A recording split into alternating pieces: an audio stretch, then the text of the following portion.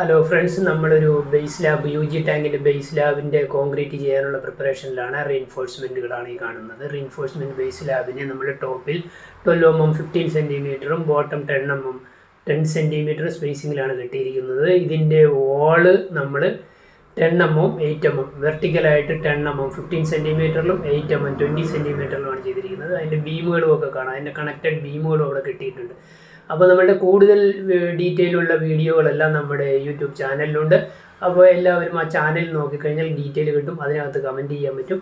അപ്പോൾ ഇതിപ്പോൾ ഒരു ബേസ് ലാബ് UG ടാങ്കിൻ്റെ ബേസ് ലാബിന് വേണ്ടിയിട്ടുള്ള ഡീറ്റെയിൽ ആണ്. ഇതിനകത്ത് ഡീറ്റെയിൽ ആയിട്ട് നിങ്ങൾക്ക് നോക്കിയാൽ കാണാൻ പറ്റുന്നതാണ്. അതിൻ്റെ റീഇൻഫോഴ്സ്മെൻറ്റുകളും അതിൻ്റെ കണക്റ്റഡ് ബീമുകളും ഒക്കെ ചെയ്തിരിക്കുന്നത്.